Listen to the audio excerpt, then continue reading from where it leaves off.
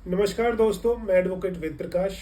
आज हम बात करेंगे इनवैलिड पेंशन के बारे में। इनवैलिड पेंशन फौज में उन लोगों को दी जाती है जिनकी disability not attributed not aggravated होती है, बट उनकी सर्विस 10 साल से ज़्यादा की होती है। फौज सिर्फ उन्हीं को ग्रांट करती है। 16 जुलाई 2020 को एक पॉलिसी लेटर इशू हुआ था जिसमें कहा गया था कि 10 साल की मैंडेटरी सर्विस की रिक्वायरमेंट नहीं है इनवैलिड पेंशन के लिए। उस टाइम बड़ा ये बात हुई थी कि अब जो भी इनवैलिड होगा उसको पेंशन मिलेगी। लेकिन इस लेटर में एक क्लॉज डाल दी गई थी कि अगर किसी को फौज से इनवैलिड किया जा रहा है और मेडिकल बोर्ड उसे सर्टिफिकेट दे रहा है कि वो सिविल के लिए भी अनफिट है, तभी उसको इनवैलिड पेंशन मिलती थी।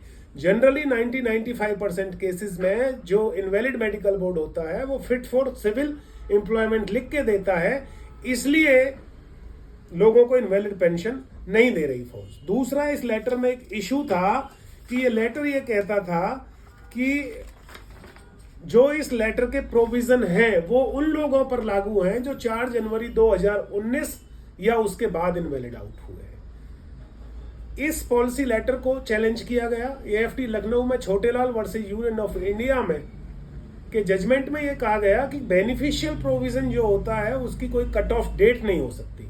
तो इस लेटर में जो लिखा था कि 4/1/2019 के बाद वालों पे ये लागू होगा, तो वो डेट खत्म कर दी गई। अब चाहे कोई भी कभी का पुराना इनवैलिड है, ये लेटर उसके लिए एप्लीकेबल है। दूसरी प्रॉब्लम थी कि बोर्ड ये लिख के देता है कि फिट फॉर सिविल एम्प्लॉयमेंट, जबकि ये लेटर कहता है कि अनफिट फॉर सिविल एम्प्लॉयमेंट है तभी इनवैलिड पेंशन दी जाएगी।